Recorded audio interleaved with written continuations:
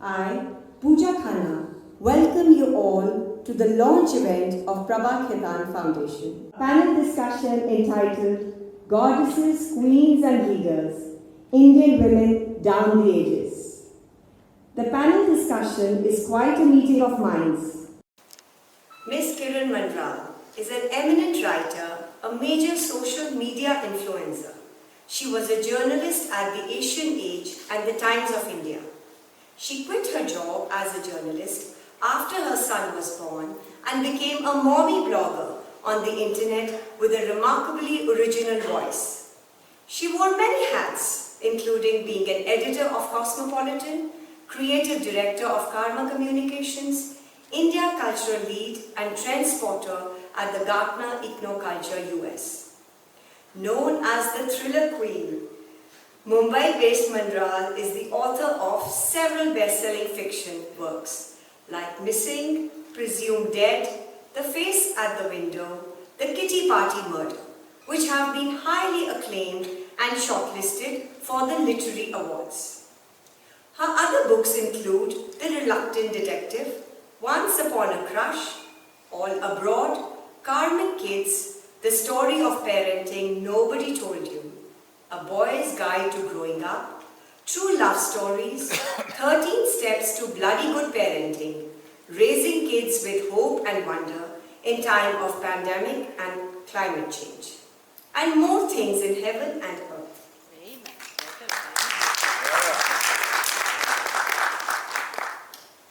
Nevertheless, her recent book, The Rising, 30 Women Who Changed India, which is a collaboration of stories of 30 iconic women who have changed India completely. Now, let's move on. Let me now welcome Miss Kola Dasgupta. Please grace the stage with your presence.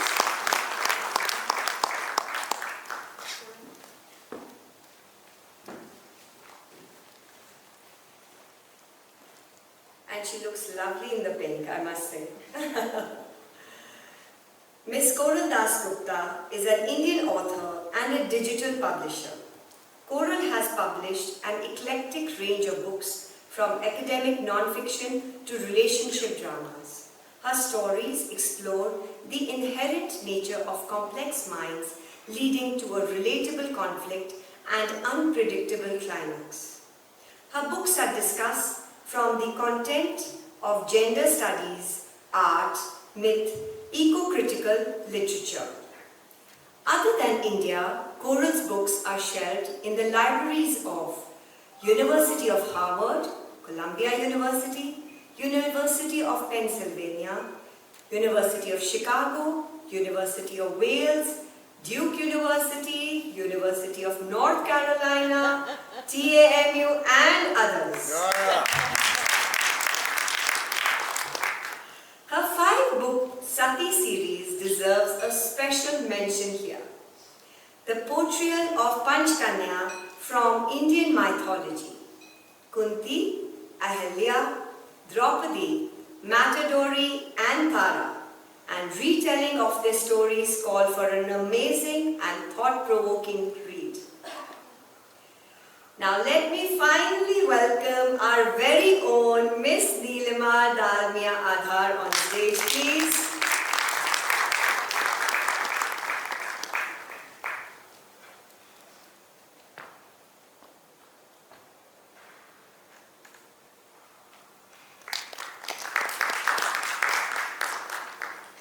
Miss Neelima Dalmia Adhar is an eminent author whose writings have earned her the tag of one of India's most fearless authors.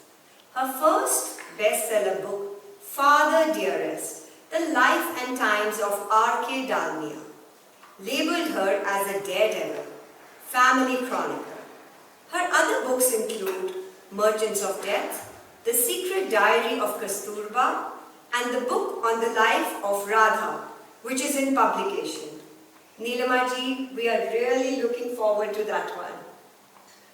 As Ehsaas Woman of Delhi, she heads the Delhi chapter of Prabha Khaitan Foundation and is keenly involved in the promotion of art, culture, language, Indian heritage. Now, without much delay, let's get started and enjoy a landmark literary session in Dehradun. Before starting the event, I would request everybody, please switch off your mobiles or keep them on the silent mode. Over to the distinguished panelists of today's evening session. Let's have a round of applause for all three women for launching Prabha Khitan Foundation in Dehradun. Over to you, ladies.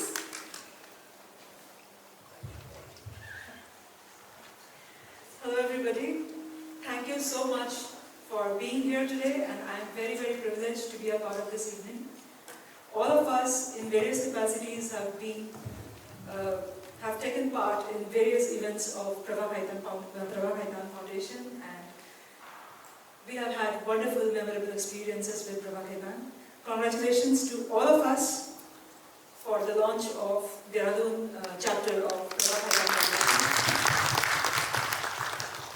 To begin this evening, I will begin, and the format that we follow is we will talk among each other, we will ask questions to each other, and by the end we will, if the audience has any questions, we are happy to take those as well. I will begin this session with a question for both Neelima and Kiran, and to put this in perspective, it is a little long question and a little complicated one, so please allow me to read it. I have kept it written here. So, Neelima and Kiran, let us start by contextualizing the topic of the day that talks about women leaders. There was a time when the popular perception of women leaders were the goddesses. Soon, that changed. Closer to the earth, the queens and the princesses became our reference points. Then the freedom fighters and the politicians. Later, famous people were thought of as leaders. Now, those who outshout others on social media are famous, but not necessarily leaders. So to both of you, what is leadership, especially in the context of women?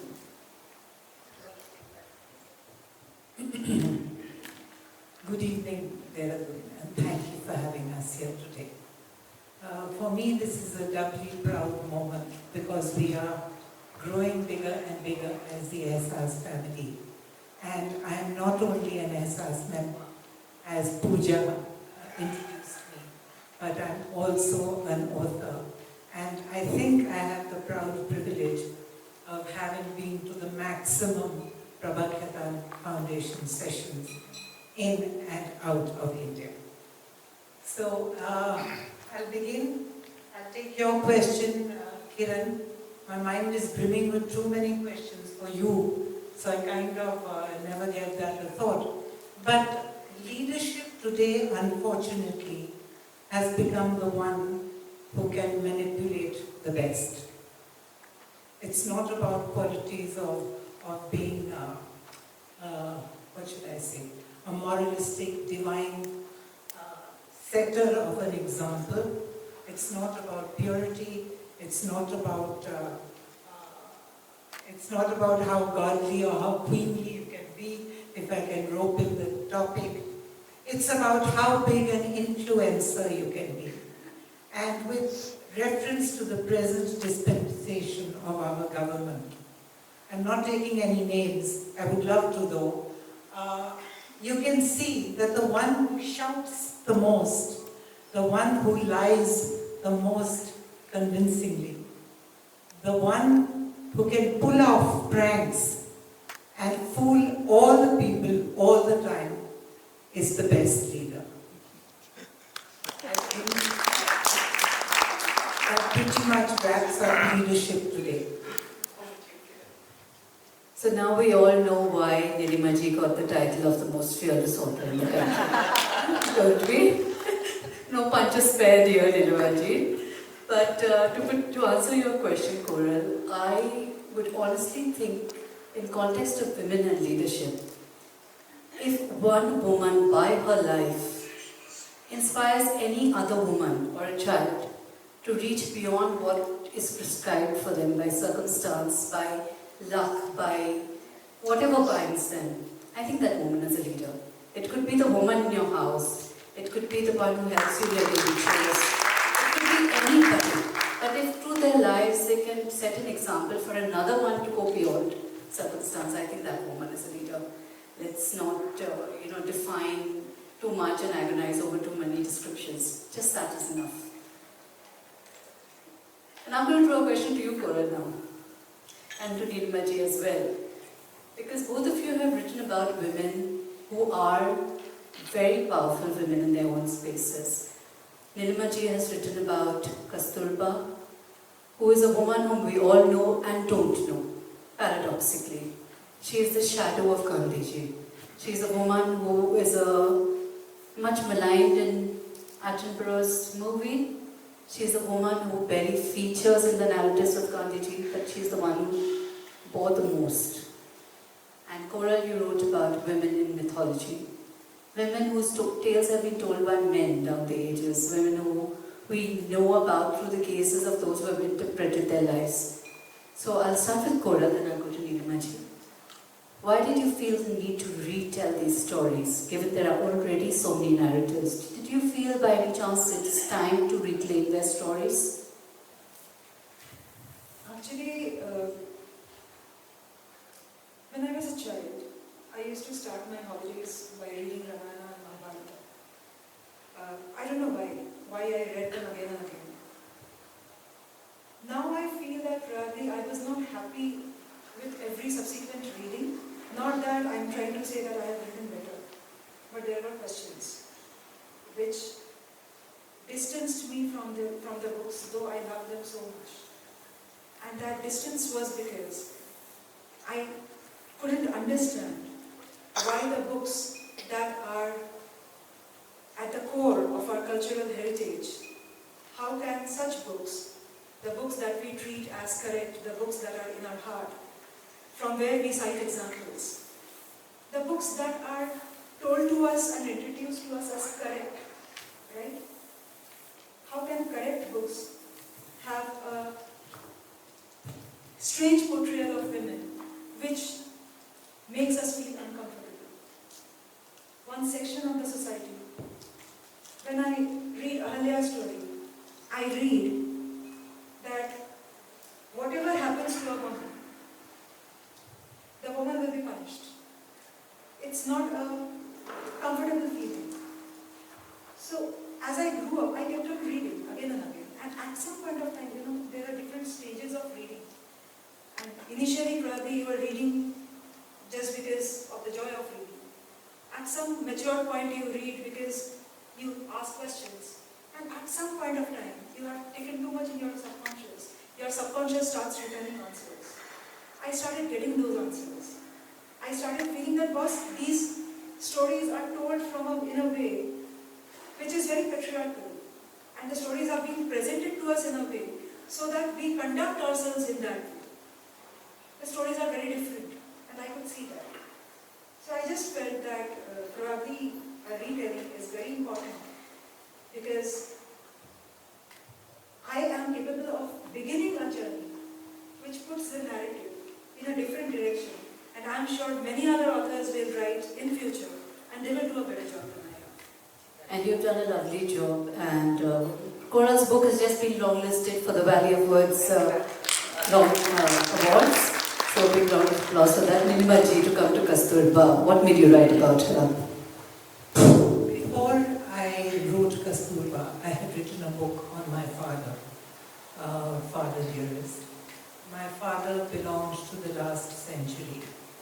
He was a man who had 6 wives and one of 18 children, and my mother was his youngest wife. So I am a product of polygamy. So therefore I have a slightly distorted view, which may be at variance with the view of a lot of people today on morals and on what women should do and how I feel.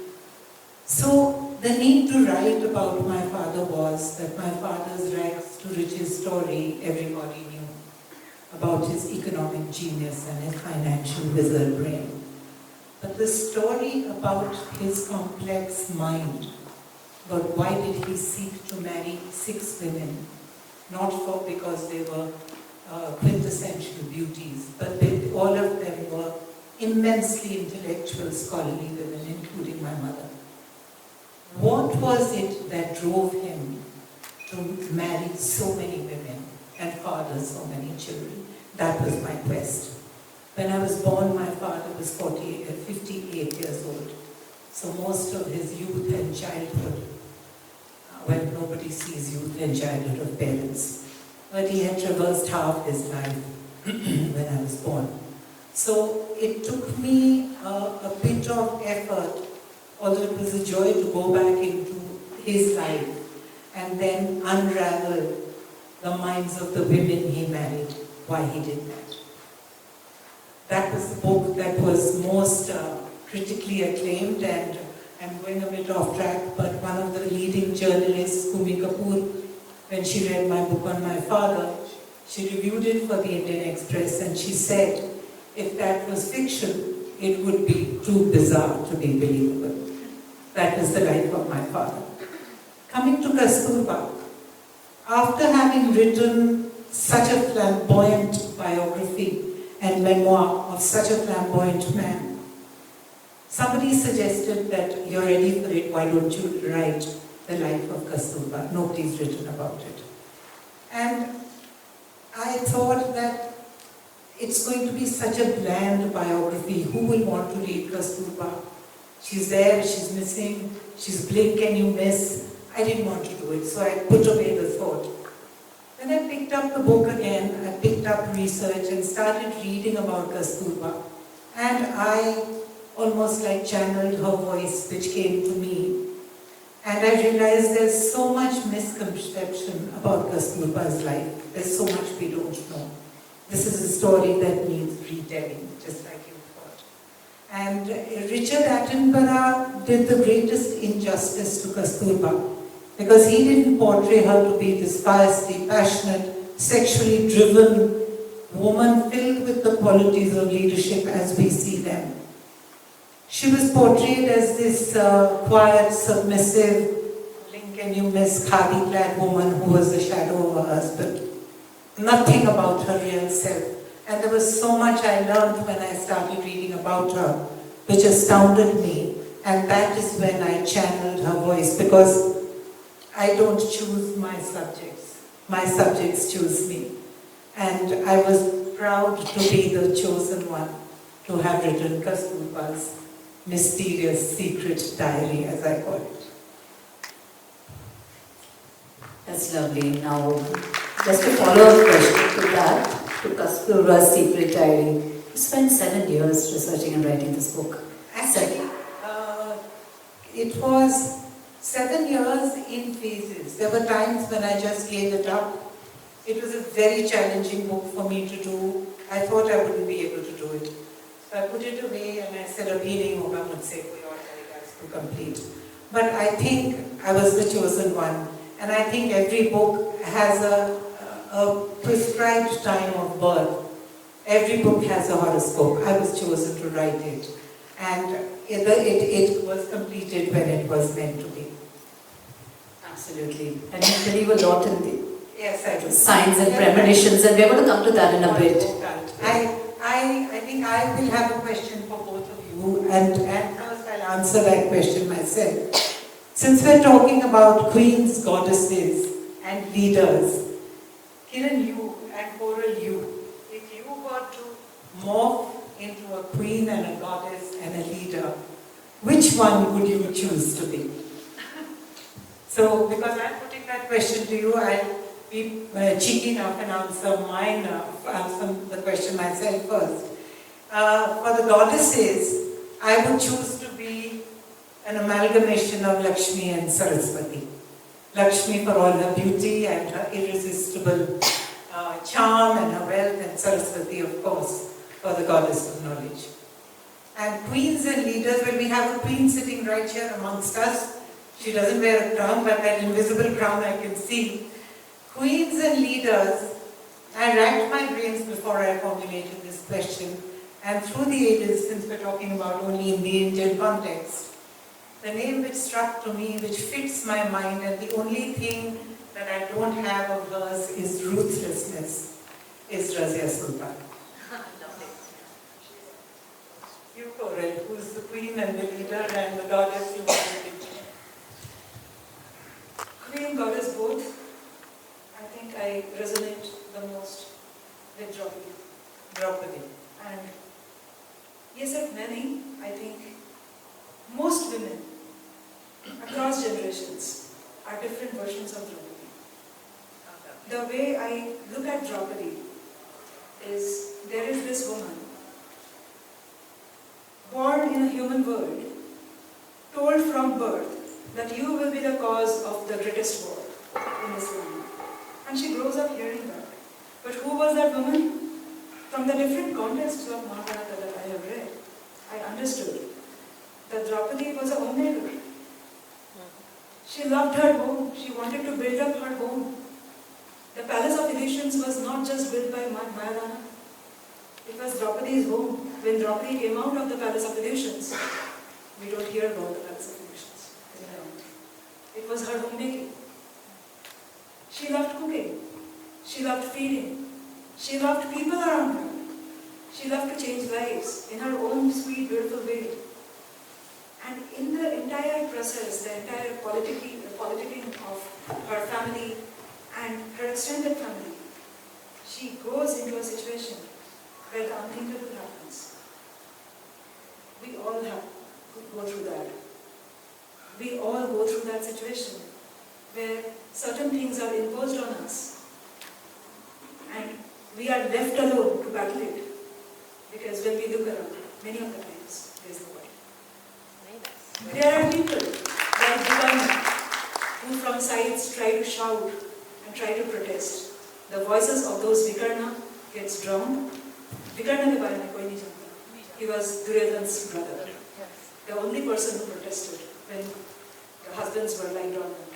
Hum sab drop rahe. You know Neelima. I had asked this question to a friend of mine. She is the HR director in an MNC. I had asked her, if I tell you that you are the Arjun in your corporate life, kaisa lagega tujhe? She said, खुशी होगी. I asked her, अगर तुम द्रौपदी है तो, you won't believe how uncomfortable she was. That why would you do that? Why would you ask me something like this? Why? The discomfort and the anger showed. This is what we have done to our women icons. I respect That unfortunately women are not comfortable with their own sexuality or their own passions and their own Shakti. That's such a sad commentary on what we have become today. So can I divert a bit for the goddesses? I'd like to channel a goddess we've all forgotten, Gaia, Mother Earth. I think that's the primeval goddess. We all came from the sludge. We all will go back to the sludge and we're destroying her. And I feel very strongly about what is happening with climate change and the way we're destroying the environment. I wish I could protest a little more. I wish I could raise my voice a little more. I wish I could tell people a little more to think twice about what we're doing. So Gaia, yes. Queens, that's a very, very challenging question indeed when I thought deeply about it, because you're either queenly or you're not. You cannot become a queen, you can marry into a royal family, but to have a queenly quality is something else completely, and I would think I don't have the courage. Therefore I would like to be Rani of Jhansi, because I don't have that kind of courage to gallop into a battlefield with my child strapped onto my back, purely because I would be terrified of taking my child into a battlefield. So for that courage, I would like to be in her shoes one day and wonder where she tapped that well of courage from. The leader. I would say every teacher who teaches a class of pre-primary. Because you've got children at the formative years. And what you do to the child then is how they will view education and learning for the rest of their lives. I will have separate questions for Kiran and Neelima. Kiran, my question to you is, women's leadership is far more complicated because we have a term called working women, not working men, working women, right? So working women doesn't mean that she can skip the responsibilities of the Adarsh Bharatiya Nari and keep herself confined to the working responsibilities. She has to also conform to the non-working responsibilities. So you have spoken about 30 women in your book. What kind of imbalance in their personal, financial, mental, social space pushes them to the extent that they can make changes not only in their non-working but also their working lives? That's a very, very loaded question, Koral. And I'm sure as all the women here would agree that balance is elusive. It will never come. You're constantly tap dancing in a minefield, so to say. So Naina Kidwai had something very interesting to tell me when I interviewed her for this book. She said there are 3 balls that I juggle. 2 are crystal balls, 1 is a rubber ball. The 2 crystal balls are my family and my career. And the rubber ball is me. So I cannot afford to drop my family or my career. If I drop, it's okay, I will bounce back. I think that's what most women do. And it's a sad comment, but we put ourselves last always. And we try to balance the other things in our lives, our family, our commitments, our show, what is expected of us as Adarsh Bharatiya Naris. Still try to figure out purpose. And I think those who, in my book, those who have gone beyond that, who have started giving a damn about being considered anything and just pursued their passion, those are the ones who have really gone ahead and achieved what they have to do. Which is not to say that you give a damn, but I'm saying go ahead and follow your passion. Thank you, Kiran. Neelima, you have written about 2 very important personalities who are historical characters and remembered. Such kind of work requires not just writing in general, fiction writing is very different, but your kind of writing requires precision and accuracy of information, and at the same time the choice of words play a very important role, because one wrong interpretation might change what you wanted to say about a person, and that's a role of great responsibility. Would you tell us a little about your journey with the drafts and also your journey with the publishers? Mercifully, I didn't have to struggle with publishers. Both the books were commissioned.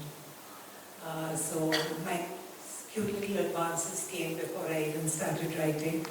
And the challenge... About your publisher, tell us about the intervention that the publishers made in your writing. What are kind of discussions you had? Nothing. Nothing at all. 2 reasons. One, my father's story was my story. If you're writing about yourself, nobody can challenge that. There's no copyright, there's no libel, everything is factual. It was my story, my family's story. So if at all I met with any kind of conflict, it was from within the family. A lot of people stopped talking to me. A lot of my step-siblings said, this is all rubbish. This is one of the deprived, abandoned family children. She's written because she didn't get anything from the family silver. All that was said to me. And my answer was always one stock answer. There's 18 of us. There are 18 stories to tell. Each one is free to tell their own. So for my father's memoir, I didn't find any opposition, neither with the publisher. And I didn't care about what reactions I would get. I spoke with candor, with absolute brutal honesty. And that is the voice of all my books. When it came to Kasturba, I had to be very, very careful about not distorting history. So what I was doing was, I merely changed the lens of the camera. It was the same story, it was the same characters, that I said that every breath that Mohandas Karamchand Gandhi has taken on this earth, like a shadow with him, arm in arm, she took all the hits. She took the hits from all his eccentricities. She took the hits from his fight for freedom. She was with him all through. The world dealt with the Mahatma, but she was dealing with the ordinariness of that extraordinary man. So it was just turning the lens and looking at Gandhi from the eyes of a wife. So I had to maintain the canvas with absolute precision of historic events. But I created, because I am a student of psychology, so perhaps I had a little bit of advantage in that. And I'm a people watcher, that is my passion. So I created every frame of Gandhi's life as if it was being narrated by Kasturba. And for instance, the most glaring example, of course, is that when Gandhiji took the vow of celibacy when he was 38 years old, all 4 of his sons were born, and they were in South Africa. And so everybody talks about this great glorifying vow of celibacy to become the ultimate brahmachari in his path for ultimate salvation. Nobody has written about what was the reaction of Kasturba. And knowing Kasturba as I did, she was a feisty, extremely passionate, sexually charged, older woman who came from a wealthier family than Gandhiji. How did she take this decision? Quietly like a doormat? Now my soul revolted, because at that time I had kind of transposed myself into the soul of Kasturba. And I may be accused of putting my own thoughts into that character. But I have created a sequence where she questions Gandhiji, that who gave you the right to make this unilateral decision? That you ravage my body at will, and one fine day you just decide that you and I are going to be brother and sister. Who are you to take that decision? I know I sound like an absolute rabid feminist, but I'm not. So the whole sequence of Gandhiji's life, every single frame, so much so that even after Gandhiji dies and he starts these lurid experiments with his sexuality to test his celibacy, where he was sleeping with his own nieces and grandnieces, naked. Even there I have created Kasturba as a soul from the 4th dimension where she's watching him. So the challenge was to get into the soul of Kasturba and keep her alive till the day Gandhiji dies. And my book ends with Kasturba finally getting her peace when she says, "Come back to me now. India has no use for you." And Gandhiji is a very sad, distraught man.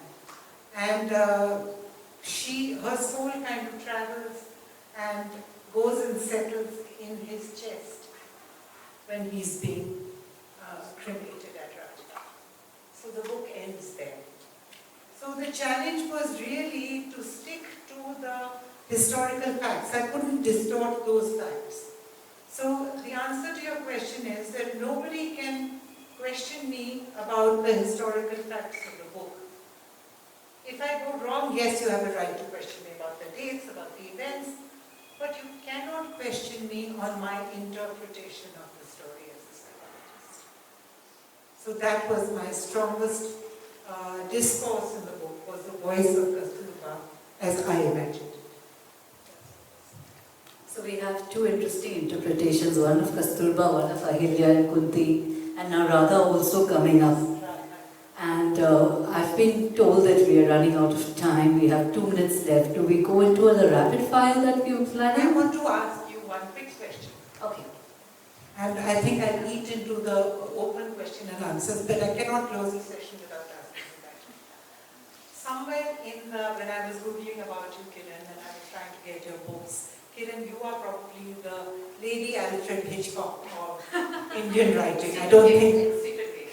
Stephen King, yes. Alfred Hitchcock is detective. You write horror and you write occult. So the quick question is that I read somewhere that your editor, when she was doing your book, I think A Face in the Mirror it was, A Face in the Window, she said that I was so scared while I was editing that book that I couldn't do it at night. I had to do it during the day. So I want you to quickly tell us, what was it in the book that created such an element of horror? Which is, of course, one of the most other compelling things about fiction writing. On the face of it, it's a very simple story. It's a story about a retired Anglo-Indian school teacher who's living in the mountains and who's in a cottage and waiting to pass away. And then one stormy night, there's a rap at her window and something's outside. And the book is all about what is outside and why is this thing haunting her. But my editor had a very surreal experience while editing it, because the night she was working on it in the nights and the taps would go on, there would be raps at the door. And things would happen. This was in some hill station. No, she was in Delhi, very much at home. And initially she thought that, maybe her kid has gone to the restroom, to the bathroom. She would get up and see her daughter sleeping. Then one fine morning at 6:30 in the morning, I get a call, frantic call from her. When we get a call from my editor, as authors, you panic. You really panic. You say, now what has happened? Have they decided to not publish the book? What has gone wrong? Rashmi, what happened? Whose story have you written? She asked me. I said, no, this is just a story that came to me when I came to Mukteshwar for a week there, and somehow I began writing this story. She said, do you know what has been happening to me for the past few days? This has been happening. The taps are coming on and off. There's been rapping at the windows. I am not editing your book in the night. So I don't know the story I've written. I don't know what it is and what is channeling itself through me. But this is the truth. And she's gone on record talking about this. And one quick last question, I'm sorry, one quick one to you, Koral. The story of Ahilya, the 5 Panch Kanyas that you call them. And I'm going to make this a very short question. You call them Panch Kanyas. Kanya means virgin. Neither of them were virgins, all 5 of them. Neither of them were chaste. They all engaged in sexual promiscuity with men other than their husbands. They all had children from men other than their husbands, and yet they were not frowned upon by society. What happened that created the decay? Because we were such an emancipated civilization, and what have we come to today? So in one short answer, what do you think went wrong with us? एक तो पंचकन्या इनको मैंने नहीं बोला. They are called Panchkanya in the epics. That's what I So said. this is a name that has been given by our cultural, religious texts. Now, Hinduism, Hindu philosophy, doesn't give a thing to the body. Most of the philosophical interpretations or philosophical understanding looks at the bigger perspective of anything. The philosophy, Hindu philosophy, puts more weight to the soul and least to the body. For in philosophy, the body is just a temporary home of the soul as long as it is on earth. Beyond that, the soul belongs to the universe. So that was actually one of the primary reasons why I started the Sati series, or I proposed the Sati series. In fact, this was the one-line pitch that I had made to the publisher. That we are told that women's body is the sign of purity. When so many days ago, there were texts written, and these 5 who had multiple partners were called Panchkanyas, a term which has been translated by senior scholars, again not me, as 5 virgins. That means philosophy doesn't pay any importance to the body of the living. It's all about how clear they were in the mind and how untouched they were in terms of chasing their goals. Thank you.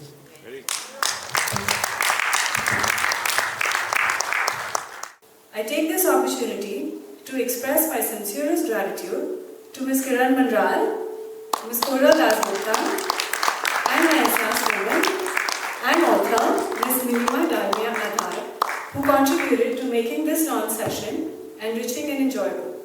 We are now open for questions, so if any of you have anything to ask our authors, now would be a great time. Excuse me. I'd like to ask a question about Draupadi. You were mentioning Draupadi. She should have been venerated and exalted.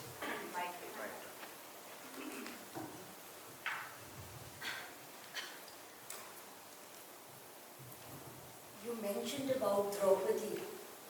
Actually, she should have been venerated and exalted, but she was a sufferer. Her husband blatantly lost her in a game of dice, and yet she didn't desert her husband because she didn't want to hand over the victory to the Kauravas. She was a martyr actually, in spite of being a sufferer. Why did she suffer so much? Everybody suffers. Draupadi was not the only one who suffered. You come to life because you are She had 5 exposed. husbands to contend with. How do you know she suffered 5 husbands? How do you know that she was not fond of 5 husbands? That's what we read. That's what you have read. You said that. How do you know that she was not enjoying the fact that she had 5 husbands? Everybody suffers. Draupadi suffered her own portion. But one of the major contributions that Draupadi made in history was, to whatever happened, she was very clear that it was not her molestation. We have changed that. We say Draupadi was molested. For Draupadi, it was very clear that it was the molestation of Hastinapur court, Yes. which was a Raj Gharana, right? So when something like that happens in the court that represents a full country of people, everybody gets entangled, and that becomes the identity of a full, or the people of the country. So that should be wiped out. She was always very clear that it was the molestation of the judiciary, of the system, of the protective system, of the ruling dynasty. Today, when every molestation takes place, I have been saying this, that stand up and say that it is the molestation of the police force, of the state machinery, of the administrative system. It will take time. I'm sure it will happen. Absolutely. We should get another series on Netflix of the Mahabharata, and we can get Koral to be Draupadi in that. You're looking like her today.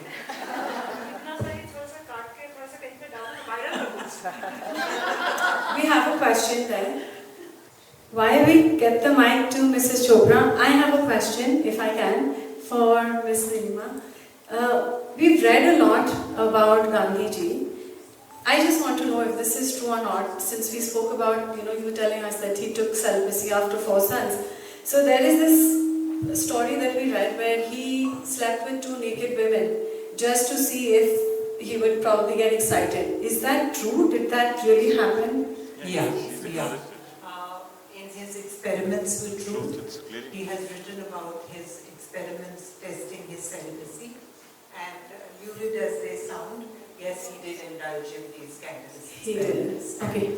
And the whole international press that he got was extremely distressing. Yeah. And that was the time when Gandhi and when Nehru and Patel and everybody wanted to segregate themselves with him.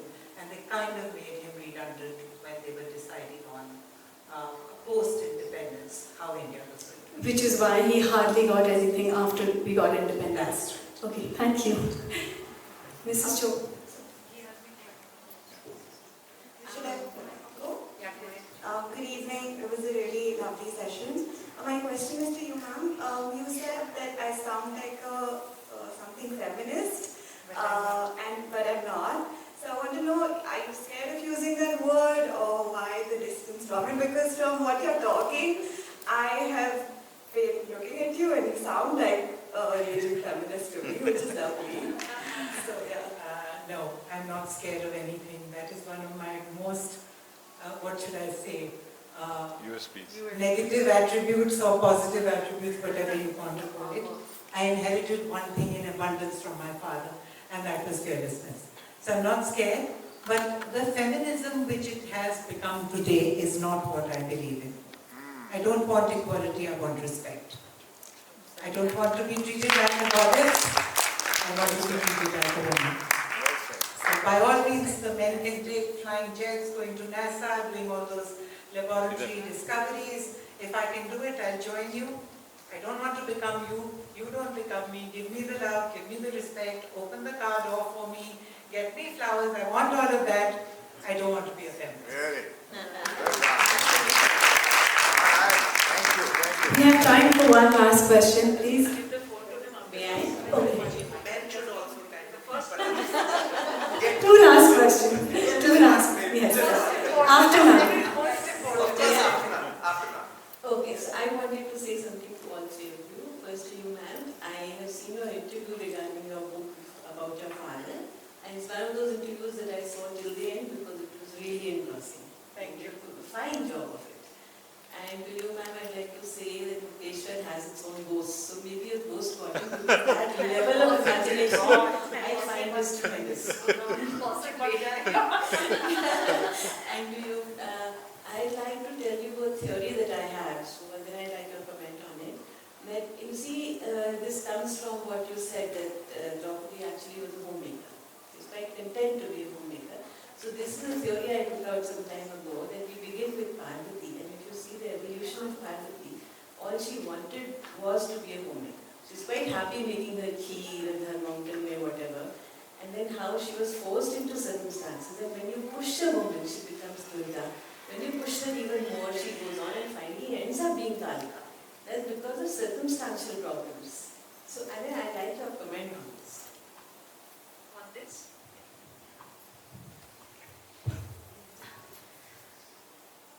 I think something that I read somewhere, I don't know where, but I truly believed in, is we all are an ocean of intelligence, and different stimuli pushes us into doing things. Yes, as you said, that when you push someone, see, it's a brilliant piece of paper, which is flawless. You crush it, it becomes a crushed piece of paper. After that, as much as you iron or do whatever, that crease will always remain, right? Having said that, something that I really hold very close to my heart is the power of Mahakal, which is the transformatory power. And Kali is a part of that same vision, Kal. Aap kuch bhi kar, kill, you do a war, whatever happens, Kala has the power to transform your negativity into something positive, which will impact the world in a brilliant way. It has happened time and again. It will happen always. Hi authors, my name is Rohan. I'm a book podcaster and entrepreneur. Thank you so much for the lovely session. For a bit, guys, you have to follow Kiran on Twitter. She's savage there. So it would be a lot of fun. Anyway, so my question is kind of about the horror book primarily, and it could be for anyone. You know, they say that about Stephen King, that on one of his books, he went into sort of a trance, and then he ended up like writing the best book ever. Like, I think so it was Carrie or Shining. And so has that happened to you at all? Have you gone in that sort of trance? I mean, he was on something, but you know, not exactly that. But you know, has it happened to you that you ended up like writing some odd pages and you realized, okay, how did that happen? You know, it's a weird question, but I just wanted to ask. Stephen King was on a lot of things. I'm on chai and coffee. So there's going to be a difference in quality. Have I gone into a trance? When my working desk is in the middle of my living room, and there is bhabhi sabji khatam ho gayi, and Kiran, kya pakana hai sham ka? So there's no chance of you going into a trance. The only ghost haunting you is what has to be done through the day. But yes, you're right. We do get into a flow. I'm sure Neelima ji and Koral would also agree with me. There are some points when you're writing and you're intense in your work, the words will flow.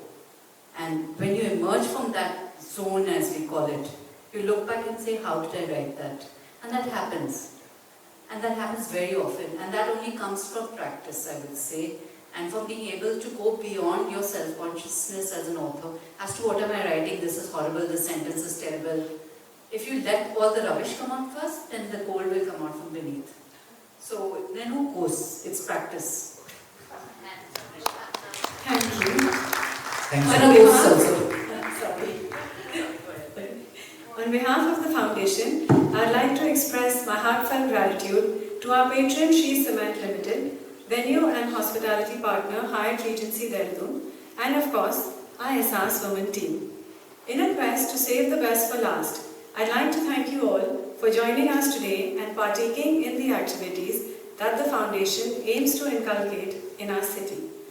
In an attempt to promote interstate handlooms and traditions, the Prabha Khaitan Foundation honors their panelists with exquisite Kantha stones from West Bengal. It's Kantha again for you. I know. My sister-in-laws are very happy. May I please request social activist Mrs. Neelu Khanna, who nurtures and educates street children under the Astra Trust, to felicitate one of India's most fearless authors, Mrs. Neelima Dalmia. I'd also like to welcome on stage Principal, Welland Girls School, Mrs. Vibha Kapoor, and General Manager, Hyatt Regency, Mr. Harkaran Singh, to share a token of our appreciations for acclaimed authors, Ms. Kiran, Manral, and Ms. Kola Dasgupta. Thank you once again.